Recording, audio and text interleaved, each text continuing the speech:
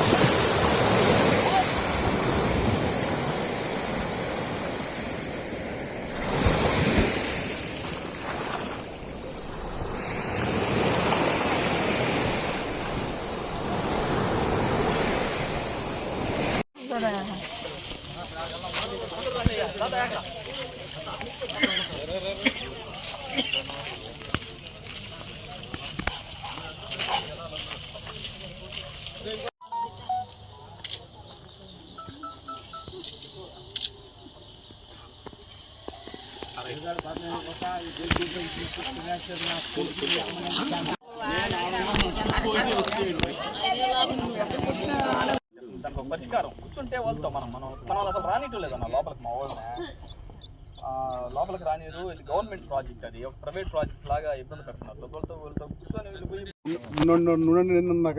இங்கே ஜாப் இருக்குல்ல சார், சின்ன சின்ன ஜாபுங்க ஜாப் வந்து நீங்கள் எல்லாம் மேலே பார்த்தே கொடுறீங்க. இங்கே என்ன நிலம் கொடுத்துருக்க ஆளுங்களுக்கு ஜாபு நீங்கள் தரேன். நீங்கள் அப்போ ஃபஸ்ட்டே சொல்லியிருக்கீங்க, சொந்து தான் நீங்கள் நிலம் வச்சுருந்தீங்க சார். நீங்கள் சொல்லிட்டு போனால் தான் உங்களுக்கு நிலம் கொடுத்தேன் சார். ஸ்டார்டிங்லே நீங்கள் இத்தனை பேர் நிலம் கொடுக்கல, அத்தனை பேர் நாங்கள் ஜாப் இருக்கு நீங்கள் சொன்னீங்க. அது வந்து சார் அப்போ இனாகரேட் டயத்துல வந்துட்டு சொல்லும் டயத்துல பத்திரிகைலாம் வந்து அப்ப பண்ணாங்க சார். அப்போ சார் இன்னொன்னு என்னன்னா எங்க நிலத்தையே ஒரு 8 ஏக்கரா 7 ஏக்கரா இருக்கு, அது கூட நீங்களே வெட்டினீங்க. அதுக்கும் காசு தரல. அது எதிரே இருக்கல்ல, அதுக்கும் நீங்க காசு தரல. அதுவும் நாங்க கேட்கல சார். நாங்க என்னன்னாக்கா இங்க ஒரு கம்பெனி ப்ராஜெக்ட் வந்தாங்க, எங்க ஆளுங்களுக்கும் தேவைப்படும், எங்க ஆளுக்கெல்லாம் ஜாப் வரும் தானே உங்களுக்கு இதில் நாங்க உதவி பண்ணாங்க. திருப்பி நீங்க என்ன பண்ணிக்கிறீங்க சார்? எங்களுக்கு கேட்டுக்குள்ள விட அளவு இல்லை சார். எங்களுக்கு பாகிஸ்தானா என்ன சார்? நாங்க என்ன பாகிஸ்தான் ஆளுங்களா? இல்ல சார், இதான நாங்க என்ன தீவிரவாதிங்களா? எப்படியா என்ன சார்? ஆமா சார், உங்க கம்பெனில அங்க உள்ள வரணும்னாக்கா உங்களுக்கு பாஸ்போர்ட் வீசா வேணுமா?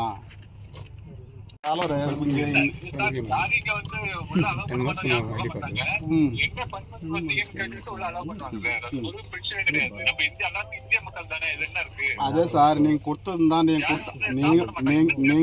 கொடுத்த ஆமைதான் நான் கேக்குறேங்க. நாங்கள் எத்தனை பேர் நிலம் கொடுத்துருங்க, அத்தனை பேர் ஜாப் வேணும் சார். இன்னொன்று குவாலிஃபிகேஷன் எங்கிட்ட இல்லைன்னா நீ வெளியே எடுத்துக்க சார். அந்த குவாலிஃபிகேஷன் எங்கிட்ட இருக்கா என் பசங்களை எடுத்துக்கலாம் சார்.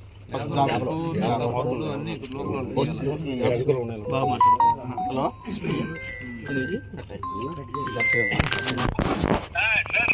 சார் கட் நாங்களாம் வந்து கவர்மெண்ட் ஸ்டாஃப் எல்லாமே வந்து அந்த கவர்மெண்ட்ங்கும் போது தன்னிச்சையா இண்டிவிஜுவலா தனித்தனியா யாரும் ப்ராமிஸ் பண்ண மாட்டாங்க. ஆமா சார், ஆமா சார்.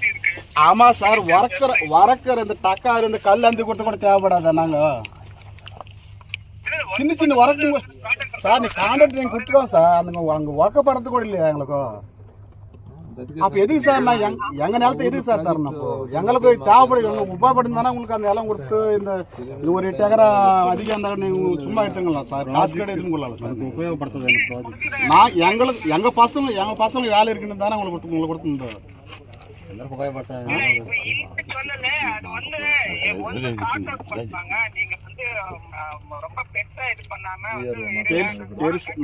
சார் நாங்க பெருசா எதுவும் பண்ணதில்லை சார் எங்களை தேவையானதே நான் கேக்குறேன் சார் இப்ப கடல்ல தொழில் பண்றோம் சார் நாங்க அங்க ஒரு 5-6 கிலோமீட்டர் அந்த பக்கம் இந்த பக்கத்துல வலை விட முடியாது சார் தெரியுமா தெரியாது உங்களுக்கு நீங்க வலை அதை பத்தி தெரியுமா தெரியாது போட் எவ்வளவு ஆகும் சார் வலை எவ்வளவு ஆகும் உங்களுக்கு தெரிஞ்சு எங்கன்னா தமிழ்நாடு கேட்டு பாருங்க ஒரு வலை போனா எவ்வளவு ஆகுதுன்னு தெரியும்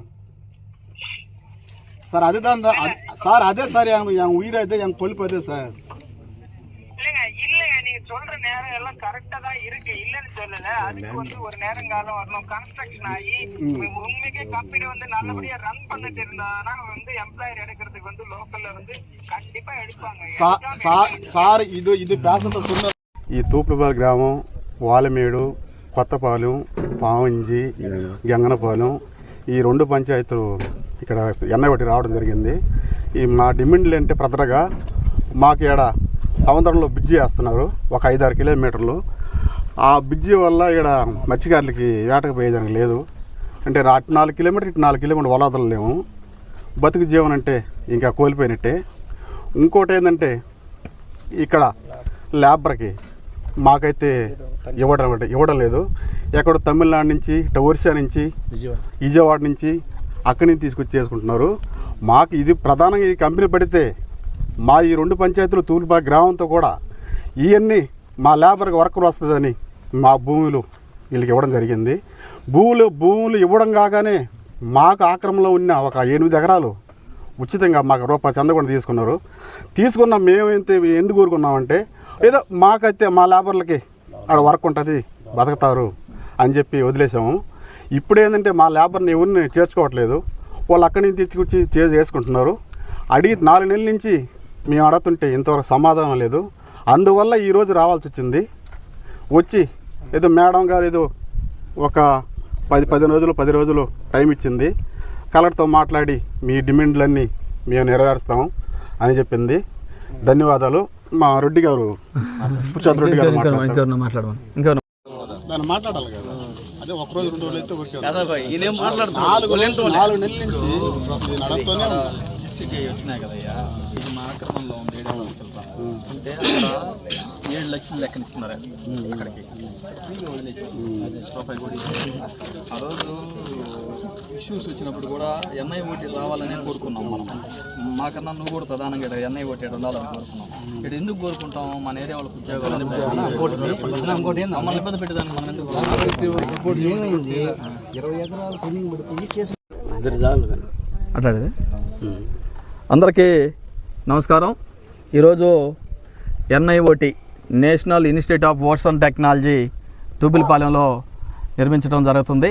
అయితే ఆ రోజు ల్యాండ్కి మా గ్రామానికి వచ్చినప్పుడు కలెక్టర్ గారు కానీ ఎన్ఐఓటి ప్రతినిధులు కానీ వచ్చినప్పుడు మరి ల్యాండ్ మాకు ఇవ్వండి, ఈ ల్యాండ్ మాకు ఇచ్చిన దానివల్ల స్థానికంగా ఉద్యోగాలు కల్పిస్తాం, అదేవిధంగా స్థానికంగా మీకు ఇక్కడ లేబర్ వర్క్ కల్పిస్తాం, మీకు అదేవిధంగా ప్రతి ఇంటికి ఏదో ఒక రకమైన సెంట్రల్ ప్రాజెక్ట్ కాబట్టి మీ అందరికి ఉద్యోగాలు వచ్చి ఈ ఏరియా మీకు అందరికి బాగుంటుంది, మీ అందరికి వసతిగా ఉంటుంది, మీ అందరికీ ఉపాధి కల్పిస్తామని చెప్పి చెప్పడం జరిగింది. అయితే అక్కడి నుంచి తీసుకొచ్చి చేసుకుంటున్నారు.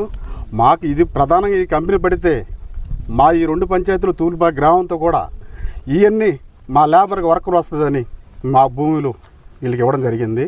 భూములు ఇవ్వడం కాగానే మాకు ఆక్రమణలో ఉన్న ఒక 8 ఎకరాలు ఉచితంగా మాకు రూపాయి చందకుండా తీసుకున్నారు. తీసుకున్న మేమైతే ఎందుకు కోరుకున్నామంటే ఏదో మాకైతే మా లేబర్లకి ఆడ వర్క్ ఉంటుంది బతుకుతారు అని చెప్పి వదిలేసాము. ఇప్పుడు ఏంటంటే మా లేబర్ని ఎవరిని చేర్చుకోవట్లేదు. వాళ్ళు అక్కడి నుంచి తెచ్చుకొచ్చి చేసుకుంటున్నారు. అడిగి 4 నెలల నుంచి మేము అడుగుతుంటే ఇంతవరకు సమాధానం లేదు. అందువల్ల ఈరోజు రావాల్సి వచ్చింది. వచ్చి ఏదో మేడం గారు ఏదో ఒక 10 రోజులు టైం ఇచ్చింది. కలెక్టర్తో మాట్లాడి మీ డిమాండ్లన్నీ మేము నెరవేరుస్తాము అని చెప్పింది. ధన్యవాదాలు. మా రెడ్డి గారు పురుషోత్తమ రెడ్డి గారు దాన్ని మాట్లాడాలి కదా. అదే ఒక రోజు 2 రోజులు అయితే ఓకే. 4 నెలల నుంచి నడుస్తూనే సిటీ వచ్చినాయి కదయ్యా, ఇది మా ఆక్రమణలో ఉంది. 7 లక్షల అంటే అక్కడ 7 లక్షలు లెక్కనిస్తున్నారు అక్కడికి వదిలేసి రూపాయి కూడా. ఆ రోజు ఇష్యూస్ వచ్చినప్పుడు కూడా ఎన్ఐ ఓటీ రావాలని కోరుకున్నాం మనం. మాకన్నా నువ్వు కూడా ప్రధానంగా ఇక్కడ ఎన్ఐ ఓటీ ఉండాలని కోరుకున్నాం. ఇక్కడ ఎందుకు కోరుకుంటాం? మన ఏరియా వాళ్ళకి ఉద్యోగాలు మమ్మల్ని ఇబ్బంది పెట్టేదాన్ని మనం ఎందుకు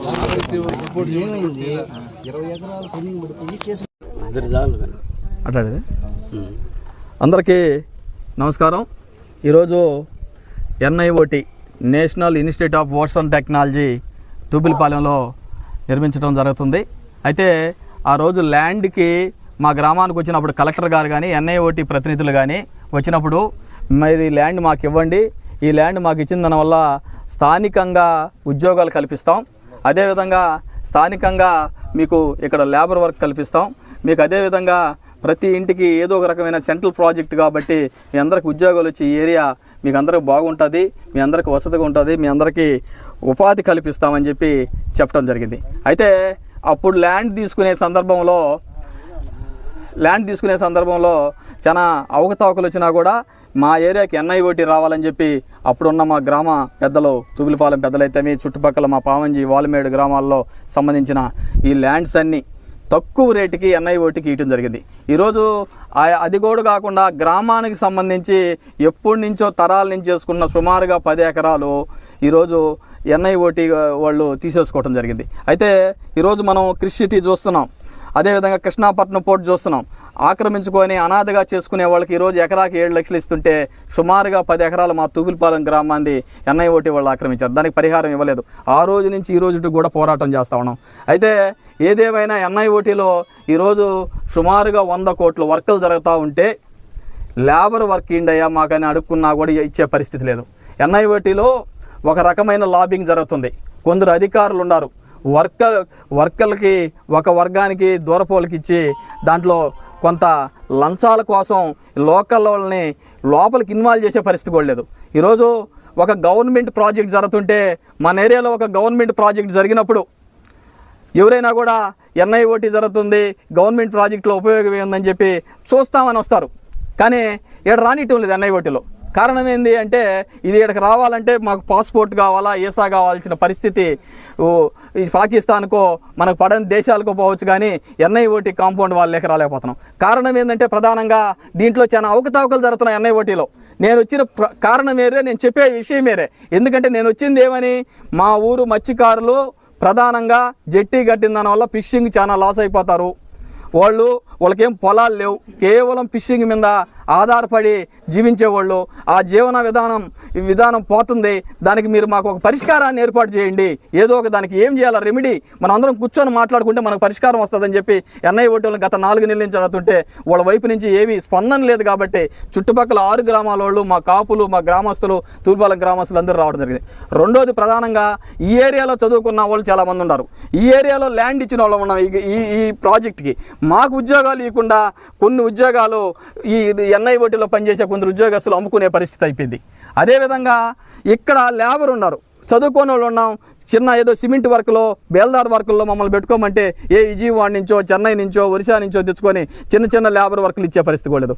అదేవిధంగా డ్రైవర్ల పోస్టులు, ఏదైనా చిన్న వెహికల్స్లో ఏదైనా చిన్న హెల్పర్ పోస్టులు అవి ఇస్తారన్నా కూడా ఎవరిని ఇన్వాల్వ్ కానియటం లేదు. ఈ ప్రాజెక్టులో అవకతవకలు జరుగుతున్నాయి. ఈ ప్రాజెక్టులో భయంకరమైన అవినీతి జరుగుతుంది. దీన్ని సెంట్రల్ పార్టీ మినిస్టర్ దృష్టికి తీసుకుపోతాను. సెంట్రల్ విజిలెన్స్ దీని మీద ఎంక్వైరీ చేయిస్తాను. ఈరోజు ఒక ఈ చుట్టుపక్కల ఎవరైనా ఒక చిన్న ఇల్లు కట్టుకోవాలన్నా స్వర్ణముఖి ఇసుకో, పెన్నా ఇసుకో, శాండో తెచ్చుకుంటే 7 ఇసుకలోడి ఒక సాల్ట్ ఇసుకతో బిల్డింగ్ కట్టే పరిస్థితులు ఎన్ఐఓటీలో ఉంది. దీనికి ప్రధానంగా శరవణ్ గారు మెయిన్ పాత్ర పోషిస్తున్నాడని చెప్తున్నారు. శరవణ్ గారు అవినీతికి పాల్పడుతున్నాడు. ఎప్పుడు అడిగినా తప్పించుకొని తిరుగుతున్నాడు. ఈ ప్రాజెక్ట్కి ఇన్ఛార్జి అని చెప్తున్నాడు.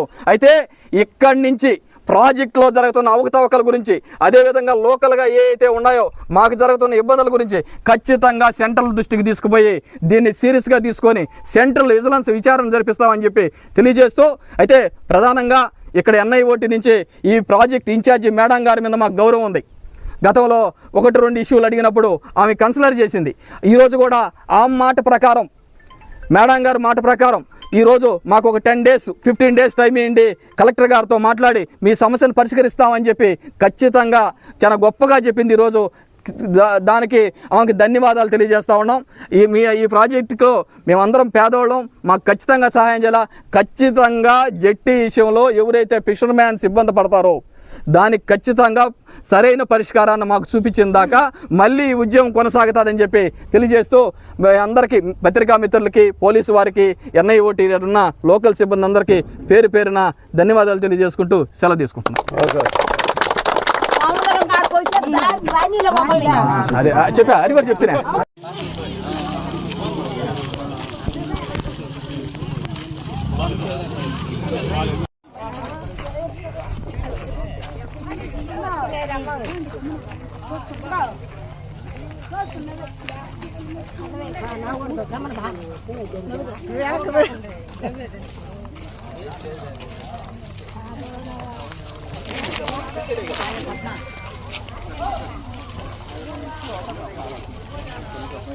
మరిన్ని వీడియోస్ కోసం ఛానల్ ని సబ్స్క్రైబ్ చేయండి. లేటెస్ట్ అప్డేట్స్ కోసం వాట్సాప్ ఛానల్ ని ఫాలో చేయండి. అండ్ లింక్ డిస్క్రిప్షన్ లో ఉంది.